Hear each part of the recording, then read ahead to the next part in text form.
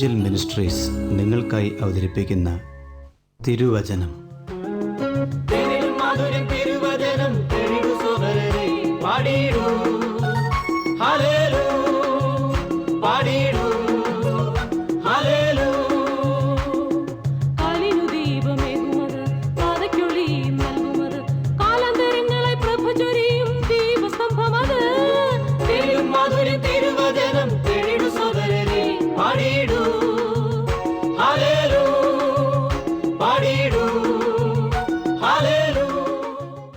ഇന്ന് നമ്മോട് ദൈവവചനത്തിൽ നിന്ന് സംസാരിക്കുന്നത് Suviseshakan James M Thomas Nedumbassery. പ്രാർത്ഥനയോടെ ശ്രദ്ധിച്ചാലും. ദൈവനാമത്തിന് മഹത്വമുണ്ടാകട്ടെ.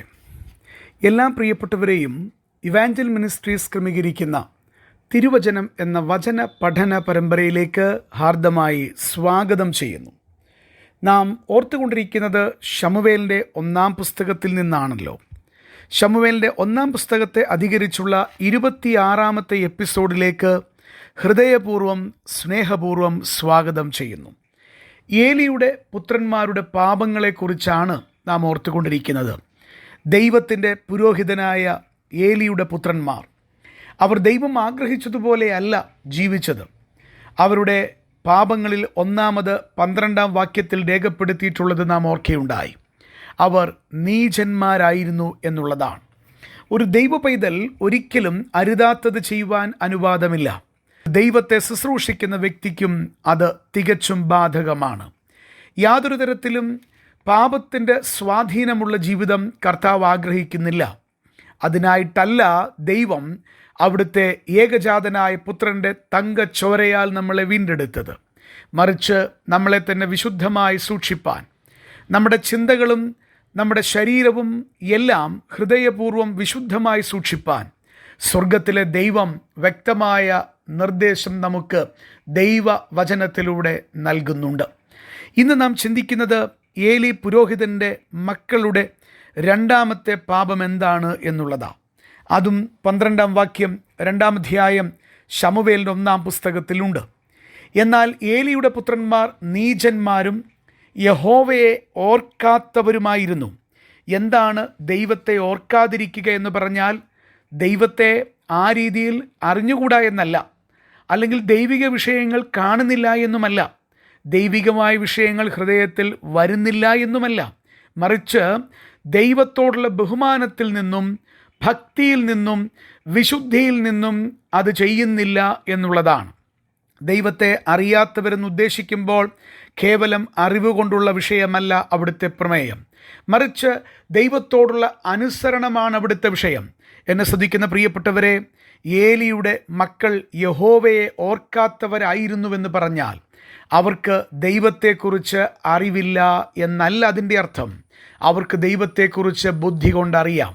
എന്നാൽ അവരറിഞ്ഞ ആ ദൈവത്തെ, വിശുദ്ധനായ ദൈവത്തെ, അവരുടെ പിതാവായ ഏലി പുരോഹിതൻ സേവിക്കുന്ന ദൈവത്തെ അവർ അനുസരണയോടെ കൈക്കൊണ്ടില്ല.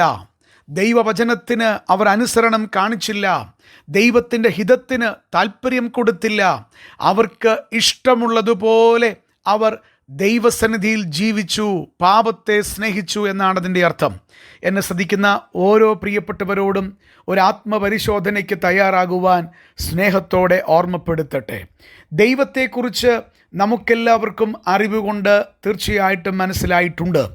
എന്നാൽ അറിവ് കൊണ്ടുള്ള ആ പ്രത്യേകമായ മനസ്സിലാക്കലിനപ്പുറം കർത്താവിനെ, ദൈവത്തിൻ്റെ ഹൃദയമറിഞ്ഞ് ദൈവത്തോടുള്ള സ്നേഹത്തിൽ നിന്ന് വിധേയത്വവും അനുസരണവും കാണിക്കുന്നുണ്ടോ എന്നുള്ളതാണ് ദൈവത്തിൻ്റെ വചനം നമ്മോട് ചോദിക്കുന്നത്. ദൈവത്തെ ഓർക്കാത്തവരായി ജീവിക്കുന്നുവെന്ന് പറഞ്ഞാൽ പാപത്തിൽ രസിക്കുന്നു എന്നും അർത്ഥമുണ്ട്. നമുക്കറിയാം, ഏലി പുരോഹിതൻ്റെ മക്കളെ സംബന്ധിച്ച് അത് വളരെ വ്യക്തമായി വേദപുസ്തകം നമ്മളോട് പറയുന്ന കാര്യമാണ്. അവരുടെ ജീവിതം ദുർമാർഗത്തിൽ അധിഷ്ഠിതമായിരുന്നു. 22-ാം വാക്യം, ഏലി വൃദ്ധനായാറെ അവൻ്റെ പുത്രന്മാർ എല്ലാ ഇസ്രയേലിനോടും ചെയ്യുന്നതൊക്കെയും സമാഗമന കൂടാരത്തിൻ്റെ വാതിൽക്കൽ സേവ ചെയ്യുന്ന സ്ത്രീകളോടുകൂടെ ശയിക്കുന്നതും ഏലി കേട്ടു. കേൾക്കത്തക്ക രീതിയിൽ, പരസ്യമാകത്തക്ക രീതിയിൽ ദൈവത്തെ ശുശ്രൂഷിക്കുന്നവർ പാപം ചെയ്ത് പാപത്തിൽ തുടരുന്ന, അതിൽ രസിക്കുന്നതിനെയാണ് ദൈവത്തെ ഓർക്കാതെ അവർ ജീവിച്ചു എന്ന് പറയുന്നത്. അർത്ഥാൽ ഞാൻ ഇങ്ങനെ പറയട്ടെ, ദൈവ പൈതൽ ദൈവത്തെ ഓർത്ത് തന്നെ ജീവിക്കണമെന്ന് പറഞ്ഞാൽ അതിൻ്റെ അർത്ഥമെന്താ? വിശുദ്ധിയിൽ ജീവിക്കണം, ദൈവവചനപ്രകാരം ജീവിതത്തെ ക്രമപ്പെടുത്തണം, പാപത്തോട് എനിക്ക് വേണ്ട എന്ന് പറയുവാൻ കഴിയണം. പാപത്തിൻ്റെ തൽക്കാല ഭോഗങ്ങൾ ഒരു വിശ്വാസിയെ മാടി വിളിക്കുമ്പോൾ ക്രിസ്തുവിൻ്റെ നിന്നയാണ് എനിക്ക് ഏറ്റവും വേണ്ടത് എന്ന് പറഞ്ഞുകൊണ്ട് യഹോവയുടെ പക്ഷത്ത് ജീവിതത്തിൻ്റെ വിശുദ്ധി കൊണ്ടും നിലകൊള്ളുന്നവനാണ് ദൈവത്തെ ഓർക്കുന്നവൻ. ദൈവസന്നിധിയിൽ ഏതു പാപവും ചെയ്തിട്ട് എങ്ങനെയും പ്രവർത്തിച്ചിട്ട് വാക്കിലും ചിന്തയിലും ജീവിത തലങ്ങളിലും വിശുദ്ധി പാലിക്കാതെ നിന്നിട്ട് ഞാൻ ദൈവത്തെ സേവിക്കുന്നവനാണ്, ദൈവത്തെ ഓർക്കുന്നവളാണ് എന്ന് പറഞ്ഞാൽ ഈ ദൈവത്തിൻ്റെ വിശുദ്ധ തിരുവെഴുത്ത് അതിന് യാതൊരു വിലയും തരികയില്ല. ദൈവത്തിൻ്റെ പരിശുദ്ധാത്മാവ് അത് അംഗീകരിച്ച് തരികയില്ല. അവിടുന്ന് വിശുദ്ധിയിൽ ഭയങ്കരനായ ദൈവമാണ്. അവിടുത്തെ നാമം സംബന്ധിച്ച് തീഷ്ണതയുള്ള ദൈവമാണ്. അവിടുന്ന് വിശുദ്ധരിൽ അതിവിശുദ്ധനായ ദൈവമാണ്. ഞാനിങ്ങനെ ഓർമ്മപ്പെടുത്തട്ടെ, ഒരു ദൈവ പൈതൽ പാപത്തിലെന്നും തുടരുകയില്ല.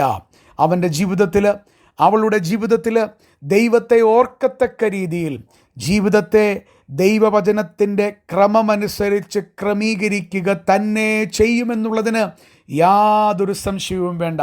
എന്നാൽ ഇവിടെ ഇതാ ഏലി പുരോഹിതൻ്റെ മക്കളെക്കുറിച്ച് സ്വർഗത്തിലെ ദൈവം എഴുതി വെച്ചപ്പോൾ അവരുടെ പാപം നിമിത്തം അവർ പാപത്തിൽ രസിക്കുകയും തുടരുകയും ചെയ്തതുകൊണ്ട് അവരുടെ അറിവിൽ നിന്ന് പ്രായോഗിക തലത്തിൽ ദൈവത്തെ അനുസരിക്കാത്തതുകൊണ്ട് ദൈവത്തിൻ്റെ വചനം എഴുതി വെച്ചു, അവർ ദൈവത്തെ ഓർക്കാത്തവരായിരുന്നുവെന്ന്. എന്നെ ശ്രദ്ധിക്കുന്ന ഓരോ വ്യക്തികളും വളരെ പ്രാർത്ഥനയോടെ ഇക്കാര്യം ചിന്തിക്കേണ്ടെന്ന ആവശ്യമുണ്ട്. കർത്താവിൻ്റെ സന്നിധിയിൽ വിശുദ്ധിയിൽ ജീവിപ്പാൻ തീരുമാനമെടുക്കണം. ദൈവത്തെ ഓർത്തുകൊണ്ട് ദൈവസന്നിധിയിൽ ദൈവവചനത്തിൻ്റെ ക്രമമനുസരിച്ച് ജീവിക്കാനായിട്ട് സാധിക്കണം. അനേകരുടെ ജീവിതങ്ങളിൽ ദൈവത്തിന് പ്രസാദമില്ലാത്തതിൻ്റെ കാരണം അറിവുകൊണ്ട് ദൈവത്തെ അറിയാത്തതല്ല, അറിവുകൊണ്ടറിഞ്ഞിട്ടും സ്വയനീതീകരണത്തിൽ അവരവർ മാത്രമെന്ന ചിന്തയിൽ നിന്നുകൊണ്ട് ബാക്കി എല്ലാത്തിനോടും ദൈവസന്നിധിയിൽ വിമുഖത പാലിക്കുമ്പോൾ, വചനത്തിൻ്റെ ക്രമംകെട്ട പ്രവൃത്തികളോട് കൂട്ടുകൂടുമ്പോൾ, ദൈവത്തിൻ്റെ ഹൃദയത്തിന് വിരുദ്ധമായി നിൽക്കുമ്പോൾ, അതിനെ എങ്ങനെയെല്ലാം ഓമന പേരിട്ട് വിളിച്ചാലും ദൈവത്തിൻ്റെ വചനം കൊടുക്കുന്ന പേര് ദൈവത്തെ ഓർക്കാത്തവർ എന്നുള്ളത് തന്നെയാണ്. എന്നെ ശ്രദ്ധിക്കുന്ന പ്രിയ സഹോദരങ്ങളെ, എത്ര പേർക്ക് ദൈവസന്നിധിയിൽ വിശുദ്ധിയോടെ ഇത് കാത്തുപാലിക്കാനായിട്ട് സാധിക്കും? ഏലിയുടെ മക്കളെ സംബന്ധിച്ചെഴുതിയ വാചകങ്ങൾ ദൈവത്തിൻ്റെ പുസ്തകങ്ങളിൽ നമ്മെക്കുറിച്ച് എഴുതാതെ ഇരിക്കട്ടെ. നമ്മുടെ ജീവിതത്തെ വളരെ വ്യക്തമായി വിശുദ്ധിയിൽ സൂക്ഷിപ്പാൻ ഈ ചിന്തകളും ആധാരമാകട്ടെ എന്ന് പ്രാർത്ഥിച്ചുകൊണ്ട് വാക്കുകൾ നിർത്തുന്നു. തിരുനാമം മാത്രം ഇന്നും എന്നേക്കും മഹത്വപ്പെടുമാറാകട്ടെ. ആമേൻ. ഈ സന്ദേശം ശ്രദ്ധിച്ച എല്ലാ പ്രിയപ്പെട്ടവർക്കും കർത്തൃനാമത്തിൽ നന്ദി. ബൈബിൾ കറസ്പോണ്ടൻസ് കോഴ്സിൽ ചേർന്ന് പഠിക്കുവാൻ ആഗ്രഹിക്കുന്നവർ മേൽവിലാസം അയച്ചു തന്നാലും പ്രാർത്ഥനാ വിഷയങ്ങളും അറിയിക്കുമല്ലോ.